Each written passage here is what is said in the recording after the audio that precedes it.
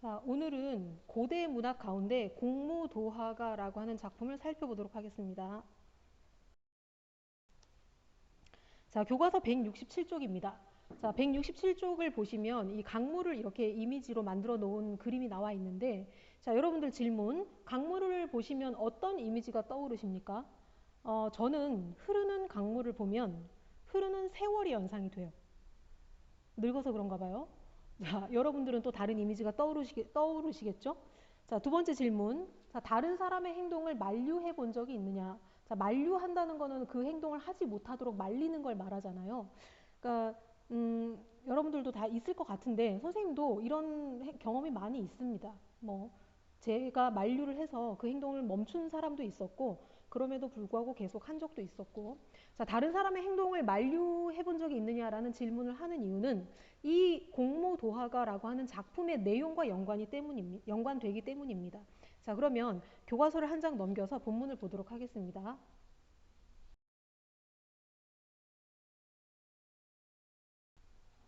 자, 작품 해제를 보시면 자, 이 작품은 집단적 의식을 담은 노래에서 개인적인 정서를 담은 서정시로 변화하는 시기를 대표하는 고대 가요이다 라고 되어 있는데요. 자, 우리가 옛날에 아주 옛날에 처음 문학, 노래 이런 것들이 발생하였다라고 했을 때 가장 오래된 노래는 집단 서사시예요. 집단이 같이 어떤 집단의 목적을 위해서 집단의 어떤 공동의 소원, 소망 이런 것들을 비는 그런 집단의 의식을 담은 노래가 처음 발생을 하였고 그러다가 점차 개인적인 정서를 담은 노래로 변화해서 오늘날 우리가 부르는 노래, 우리가 쓰는 시 이런 것들은 대부분 개인의 정서를 담은 시잖아요. 이렇게 개인적인 정서를 담은 시로 옮아오는 그 과정에 이 공무도화가가 있었던 겁니다. 자, 그렇기 때문에 문학사적으로도 아주 중요한 가치를 인정받습니다. 어떤 가치를 갖고 있느냐? 집단의 의식을 담은 노래에서 개인적인 정서로 넘어오는 과도기적인 변화를 대표하는 노래입니다. 아시겠죠? 자, 집단의 노래에서 개인의 노래로 변화하는 과정에 가장 중요한 작품이 바로 이 공무도화가입니다. 자, 어떤 내용이냐 하면 백수광부가 자, 백수광부 어떤 생각이 드나요? 뭐냐 하면 백수, 머리가 희다라는 뜻입니다. 머리가 하얀 광부, 광부라고 할 때 광자는 미칠 광자예요. 부자는 부부할 때 남편을 뜻하는 말이고요. 자, 그럼 백수광부 합치면 머리가 하얀 미친 아저씨 정도가 되는 거죠. 자, 머리가 하얀 미친 남자가 강을 건너다가 빠져 죽어요. 자, 그러자 그의 아내가 남편이 죽는 것을 보고 이 상황을 한탄하며 불렀다라는 노래가 바로 이 공무도화가입니다. 자, 요 정도 워밍업을 하고 자, 본격적으로 들어가 보도록 하겠습니다.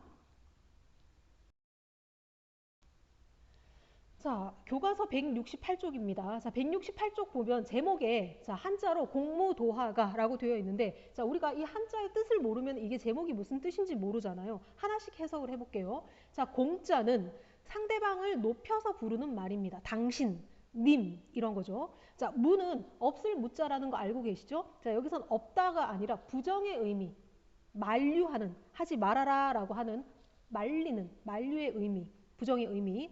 자, 도자는 건널 도자고 하는 물 하자입니다. 자, 도화, 물을 건넌다라는 뜻이에요. 가는 노래 가짜인 거 알고 계시죠? 자, 그러면 공무도화를 합치면 님이 물을 건너는 것을 말리는 마지막에 가를 붙여서 노래 정도가 됩니다. 님이 물을 건너는 것을 말리는 노래가 공무도화가입니다.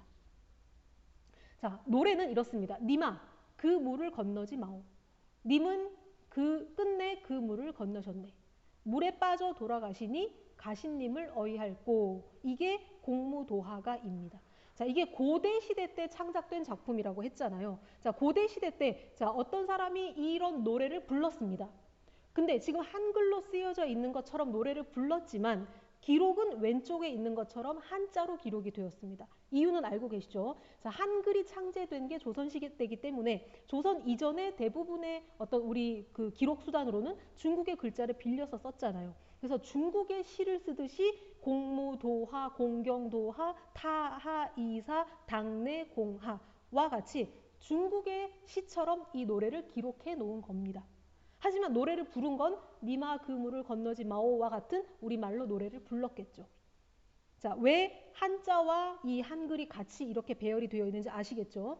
자, 근데 이건 그냥 참고로, 자, 그 한자로 쓰여진 거 맨 오른쪽을 세로로 읽어보면 하하사하입니다. 하하사하. 자, 여러분들 랩 좋아하시죠? 힙합 좋아하시죠? 자, 힙합 할 때, 랩 할 때, 랩 배틀 할 때 어떤 그 단어의 끝, 문장의 끝을 같은 소리로 만드는 게 잘 하는 거잖아요. 지금 중국의 한시를 쓸 때 보면은 마지막 줄에 소리를 비슷하게 맞춥니다. 자, 어쨌든, 자, 그렇습니다. 자, 내용을 또 살펴볼게요. 넘어갈게요, 일단.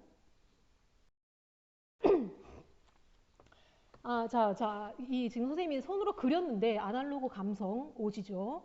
자, 이 이야기에는, 이 노래에는 배경설화가 전해집니다. 어떤 배경설화냐 하면, 자, 보세요. 왼쪽에 먼저 강을 보세요. 자, 이렇게 강이 흐르고 있고, 배가 띄워져 있고, 배 위에 곽리자고라고 하는 사람이 타고 있습니다.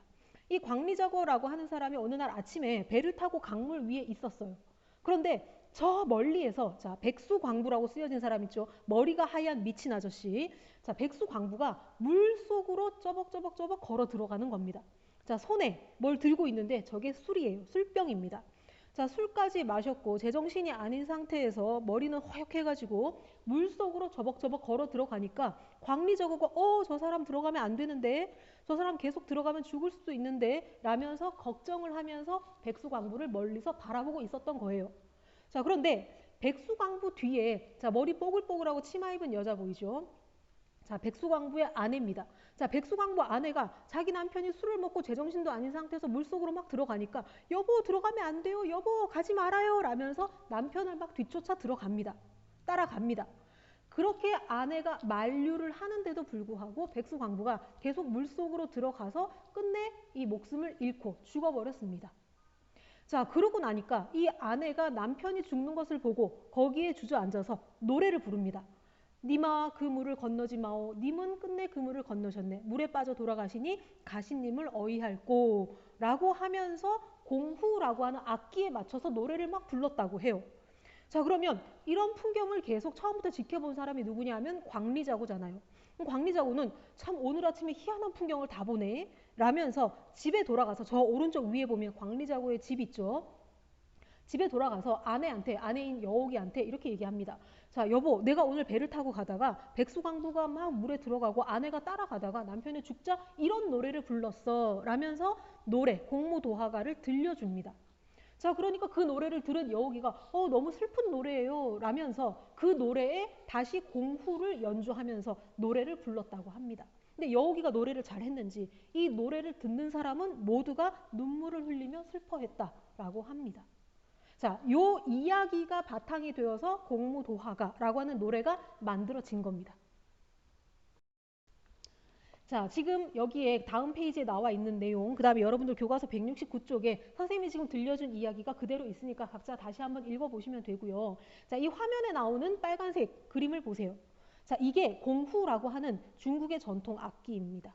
자, 우리나라 대표하는 악기 가야금, 검은고 있는 것처럼 중국도 이 공후라고 하는 악기가 굉장히 전통적으로 중요한 대표하는 그 악기라고 합니다. 자, 근데 여러분들 이상한 점이 없으신가요? 자, 뭐가 이상하냐 하면, 자, 여러분들이 만약에 가족이 물에 이렇게 저벅저벅 걸어 들어갑니다. 그런데 죽었어요. 그러면 그 사람을 어떻게든 살릴 수 있는 방법을 찾아야지 그 앞에서 노래를 부른다는 게 이상하잖아요. 자, 그래서 자, 168쪽 제목 옆에 보면 공무도화가를 지은 사람은 백수광부의 아내이다 라고 되어 있는데, 많은 사람들이 이 노래를 지은 사람은 백수광부의 아내가 아닐 것이다. 누구냐 하면 이 이야기를 듣고 이 이야기에 맞춰서 노래를 만든 건 여옥, 광리자고의 아내인 여옥일 것이다 라고 주장하는 사람들도 있다고 합니다. 그렇잖아요. 자기 남편이 물속에 들어가는데 말려야죠. 만약에 못 말렸으면, 들어가서 죽었으면 빨리 건져내야죠. 그러니까 그런 행동을 하지 않고 그 앞에서 노래를 불렀다, 악기를 연주했다 라고 하는 게 말이 안 되잖아요. 아무리 자기도 따라 죽을 거기는 하지만. 아까 제가 따라 죽었다는 얘기 했나요? 자, 남편이 물에 들어갔어요. 그리고 노래를 부르고 아내도 따라 들어가서 죽었습니다. 자, 어쨌든 그렇다고 하더라도 그 상황에서 노래를 부른다는 게 말이 안 된다. 이 노래를 지은 사람은 이 이야기를 전해 들은 광리자고의 아내일 것이다. 라고 주장하는 사람들이 있습니다. 하지만 어쨌든 지금까지는 공식적으로 백수광부의 아내가 지은 것으로 인정받고 있습니다.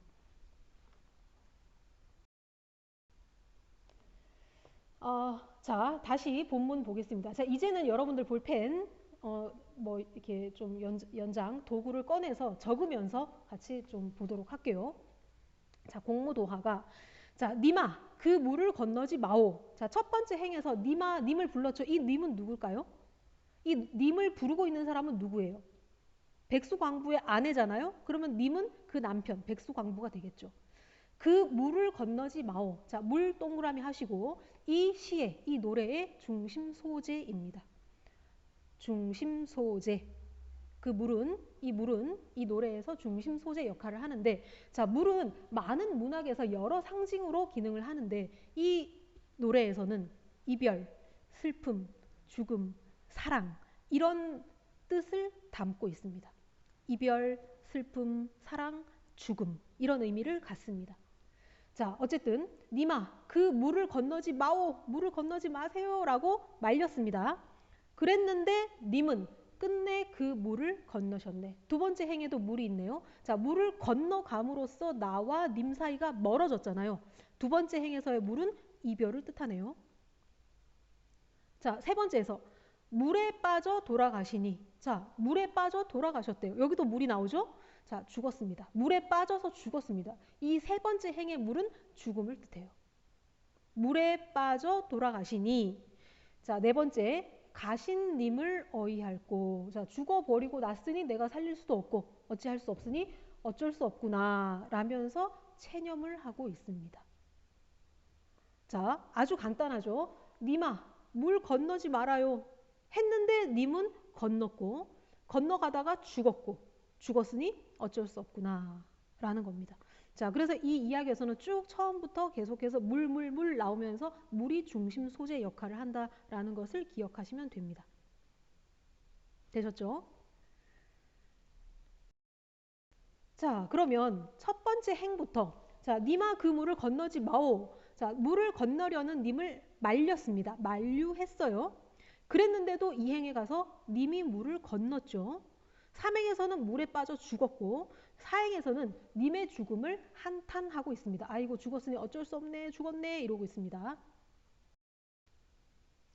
자, 그러면 자 다시 이제 본문에서 지금 요 내용을 조금 정리를 해볼게요. 좀 적어보도록 할게요. 자, 1행하고 2행의 내용은 님을 건너려고 하는데 말렸죠. 그래도 결국 물을 건넜습니다. 자, 아직은 죽기 전이잖아요. 자, 그러면은 1행과 2행을 묶어서 시적 화자의 감정, 정서는 어떤 것이냐라고 물으면 자, 근심과 걱정, 진짜 들어갈까봐, 진짜로 죽을까봐 불안하고 초조하겠죠. 자, 1행과 2행에서 시적 화자의 정서는 무엇이냐? 근심, 걱정, 불안, 초조 이런 겁니다. 그런데도 불구하고 3행에 가서 죽었잖아요. 물에 들어가서 죽었잖아요. 죽고 나니까 시적 화자가 할 수 있는 게 없잖아요. 체념해버렸죠. 자, 그래서 3행과 4행을 묶어서 시적 화자의 정서가 어떤 거냐 하면 체념, 안타까움, 절망, 한탄 이런 감정을 느끼고 있다라고 정리를 하시면 됩니다. 자, 1, 2행에서는 말렸는데도 물에 들어갔어요. 아직 죽은 건 아니니까 근심과 걱정, 불안과 초조 이런 감정을 느꼈고 3행과 4행에 가서는 죽어버렸습니다. 그래서 죽었으니 내가 어떻게 할 수가 없잖아. 체념, 절망, 아이고 하고 한탄 이런 감정들이 나타나고 있습니다. 자, 마지막 사행에서 가신님을 어이할꼬 여기에서 화자에 좀 체념적인 말투가 드러나잖아요. 어투가 내가 어쩔 방법이 없네, 내가 어쩔 수가 없네 라는 체념적인 어투, 체념적인 말투 이런 것들이 나타납니다. 체념하는 게 드러납니다. 정리되셨나요? 넘어가겠습니다. 자, 교과서 170쪽으로 가서요. 자, 공무도하가를 감상하고 다음 활동을 해봅시다. 자, 이 작품의 내용을 바탕으로 님은 어떤 사람일지 말해보아라 라고 했는데 자, 화자의 말을 듣지 않고 물을 건넜어요. 그러다 죽었습니다. 자, 주변에 뭐 하지 말아라라고 하는 거는 다 이유가 있기 때문에 그렇게 얘기하는 건데 고집이 센 사람들이 자기 뜻대로 하죠. 그렇게 자기 뜻대로 하다가 좀 실패를 한다거나 망한다거나 이런 경우들이 종종 있죠. 자, 이 이야기에서도 화자의 말을 듣지 않고 물을 건너다가 물에 빠져 죽어요. 고집이 세서 자기가 하고 싶은 것은 위험해도 하는 그런 사람인 것 같습니다. 자, 각자 정리를 하시고요. 자, 넘어가겠습니다. 넘어가도 되나요? 넘어갑니다. 자, 이번 문제. 제시된 배경설화를 고려할 때 시적 화자의 정서가 어떻게 변화하는지를 정리하여라. 자, 물을 건너려는 것을 만류했죠.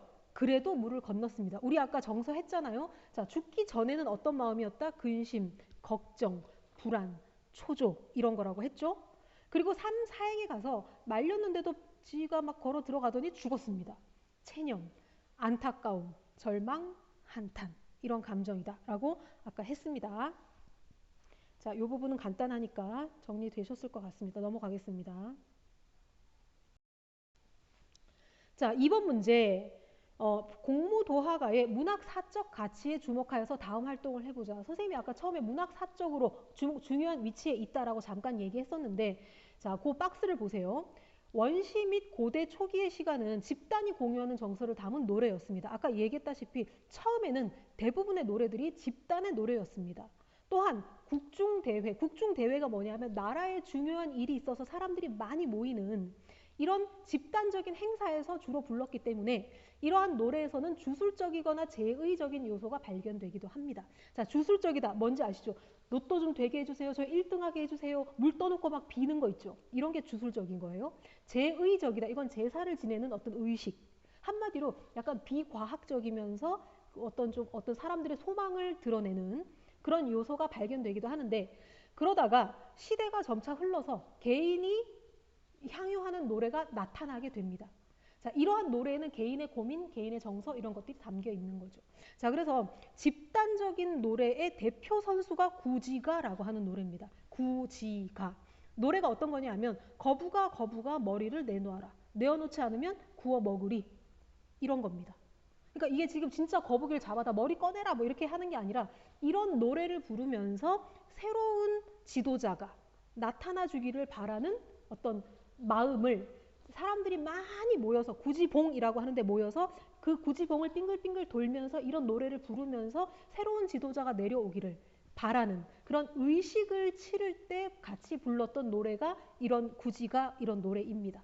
자, 이렇게 여기 박스에 있는 것처럼 집단의 어떤 소망을 드러낼 때 어떤 의식을 행할 때 부르는 노래가 최초의 노래의 형태였어요.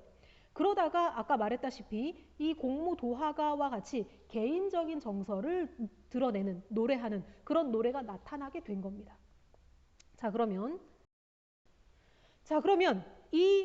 그래서 이 글을 참고했을 때 공무도화가는 어떤 가치가 있느냐 다 얘기했죠. 자, 아까 이 작품의 노래 내용을 잠시 다시 언급을 하면 자, 물을 건너려는 님을 만류했는데 님이 죽었어요. 안타까워하고 있습니다. 이거는 어디까지나 개인적인 얘기잖아요. 남편의 죽음을 노래하는 개인의 노래잖아요. 자, 빨간색만 보시면 됩니다. 세 번째 줄, 개인이 향유하는 노래이고 개인의 고민과 정서를 담은 노래입니다. 그렇기 때문에 가장 중요한 거 이제부터 꼭 적어두세요. 공무도화가는 우리 고대 문학에서 개인 서정시 출현의 사례로 해석할 수 있다. 자, 집단의 노래에서 개인의 노래로 넘어가는 그 과도기의 최초의 작품 정도로 이해를 하시면 됩니다. 이 공무도화가가 개인의 정서를 노래해 줬기 때문에 오늘날 우리가 개인의 노래, 슬프다, 기쁘다, 행복하다 이런 노래를 부르고 있는 겁니다. 이해하셨죠? 자, 문학사적으로 봤을 때 개인의 서정시를 노래한 최초의 작품이다. 정도로 이해하시면 됩니다. 자, 이번 문제. 자, 이 작품에서 물이 지닌 상징적 의미는 무엇이냐? 아까 물은 자, 사랑 의미한다고 했죠? 자, 님과 내가 단절되는 이별을 뜻한다고 했고 물에 들어가서 남편이 죽었잖아요. 죽음도 뜻합니다. 자, 공무도화가에서는 사랑, 이별, 죽음 이런 여러 가지 의미를 갖고 있는데 자, 문제 두 번째 줄 보시면 한국 문학의 전통에서 물의 의미가 공무도화가와 유사한 작품을 찾아라. 선생님이 하나 찾아왔어요. 정지상의 송인이라고 하는 건데 자, 송인은 송자는 보낼 송자입니다. 사람을 보내다, 사람을 떠나보내며 부른 노래가 송인입니다. 여기서 사람은 아마 애인이었던 것 같아요. 연인이었던 것 같습니다. 자, 이 송이는 네 줄짜리 한시인데 이것도 같이 해석을 해보면 아주 간단합니다. 비가 갠 뚝에 풀빛이 짙어가는데, 자, 지금 제목에서 누군가 떠나보낸 사람이 노래를 부르고 있다는 거 알 수 있죠.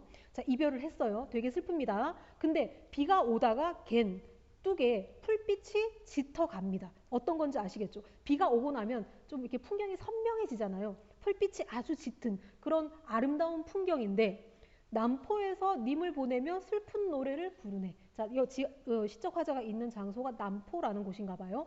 남포에서 보내면서 슬픈 노래를 부르고 있습니다. 자, 대동강 물은 어느 때 마르려는지. 자, 이 남포가 대동강이 있는 도시인 것 같은데, 자, 대동강의 물은 언제 마를 것이냐 묻고 있습니다. 자, 대동강 물이 마를 수가 없다. 왜냐하면 해마다 이별 눈물 푸른 강물에 더해지네. 자, 해마다 이별에 대한 슬픔으로 눈물을 흘리기 때문에 그 눈물이 강물에 더해져서 계속해서 이 대동강 물은 마를 수가 없다라는 겁니다. 자, 그러면 이 송인이라고 하는 노래에서 눈물을 흘리는 사람은 누구겠어요? 시적 화자겠죠? 시적 화자가 왜 눈물을 흘려요? 님을 떠나보냈으니까. 자기가 님을 떠나보낸 그 슬픔을 대동강에서 눈물을 흘림으로써 표현을 하니까 대동강물은 마를 수가 없구나라는 겁니다. 자, 이 정지상의 송인에서도 이 물은 이별, 슬픔 이런 것을 노래하고 있지요. 자, 비슷한 작품 하나 살펴봤습니다.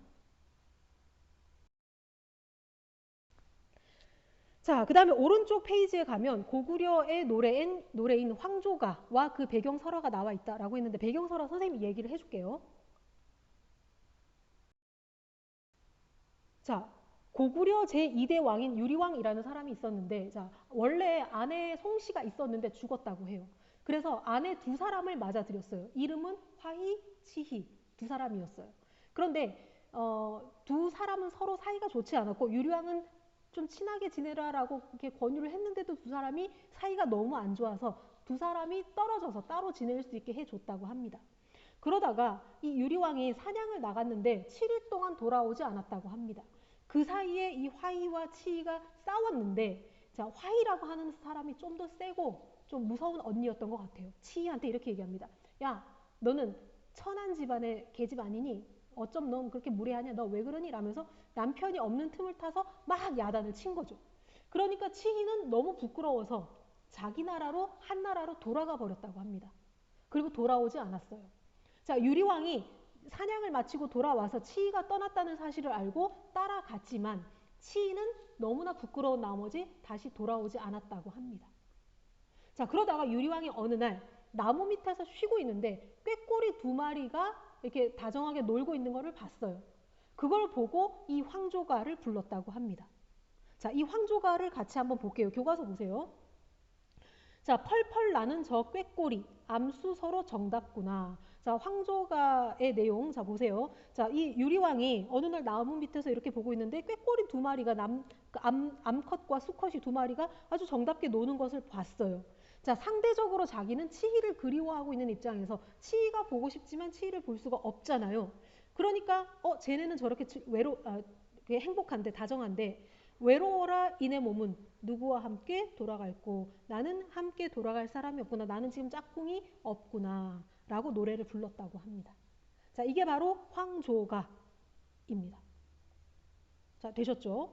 자, 이 황조가하고 이 공무도화가의 비슷한 점과 다른 점을 살펴보도록 할게요.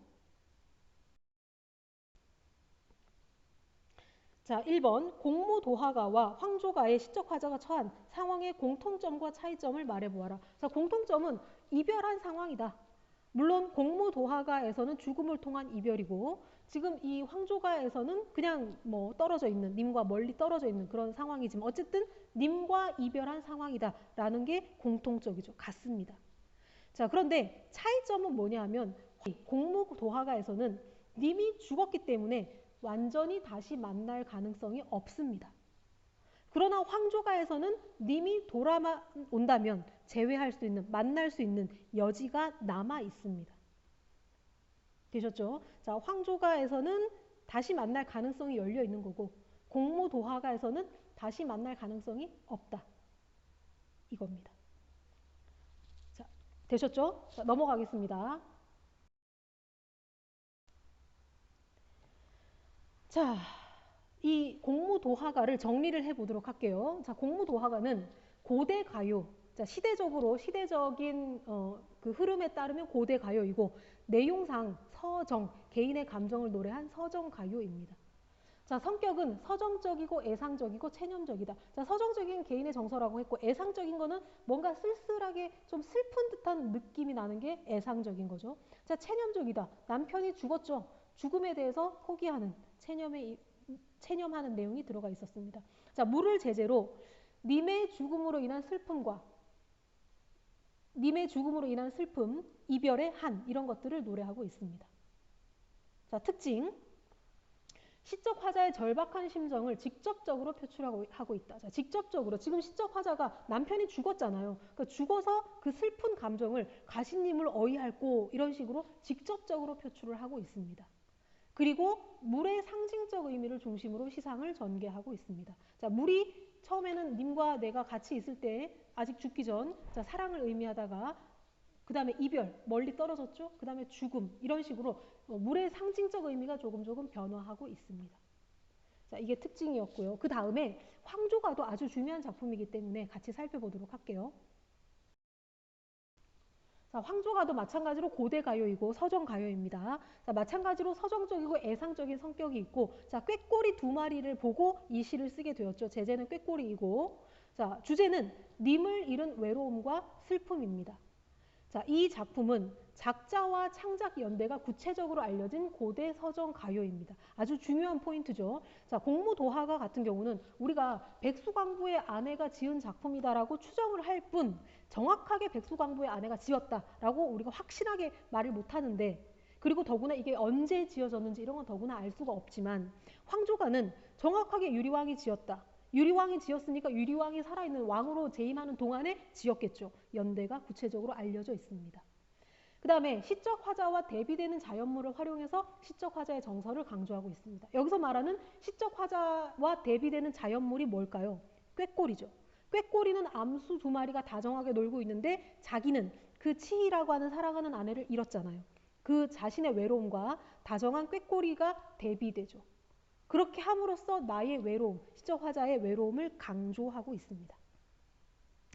자, 그리고 171쪽 아래를 보시면 자, 시대가 유사한 작품을 감상하고 싶으면 구지가를 보아라. 아까 구지가가 선생님이 집단 가요의 대표 작품이다라고 얘기했죠. 자, 구지가는 아까도 잠깐 언급했다시피 어떤 새로운 지도자가 강림하기를 바라는 많은 집단의 어떤 집단의 사람들이 이 노래를 부르고 춤을 추면서 자신의 소망을 드러냈습니다. 자, 이렇게 해서 이 구지가가 통했는지 이렇게 이 구지가를 부르고 나서 가락국의 수로왕이 탄생했다고 합니다. 자, 그 선생님, 다음에 주제가 유사한 작품을 감상하고 싶다면 저 김소월의 진달래꽃을 보아라. 그 진달래꽃은 다들 많이 알고 임유진인데요. 계시죠? 자, 진달래꽃은 님을 잃은 저희 시적 화자. 자, 반에 그 슬픔을 노래하고 있는 이도현이 거죠. 자, 자꾸 우리나라에서 들어오는데 이 문학사적으로 입장하는 이별의 비밀번호가 틀렸다고 정한이라고 이별을 해서 통해서 느끼는 슬픔을 노래한 시들이 계보가 있습니다. 이 못 들어오고 있대요. 공모도화가부터 시작을 하죠. 그러다가 뭐 쭉쭉쭉 뭐 고려 시대에 가면 네, 서경별곡, 그다음에 현대에 알겠습니다. 오면은 진달래꽃 뭐 이런 식으로 나름대로 계보가 있습니다. 아마 그런 것들은 작품을 중간중간 하면서 따로 배울 기회가 있을 것 같습니다. 자, 그러면 그때 작품들을 구체적으로 보도록 하고 자, 오늘은 여기까지만 하면 될까요? 할까요? 자, 172쪽 3쪽에도 보면은 자, 그 고대 문학에 관한 여러 가지 그 문학사적인 내용들이 정리가 되어 있으니까 각자 한번 살펴보시면 되겠습니다. 자, 수고하셨습니다.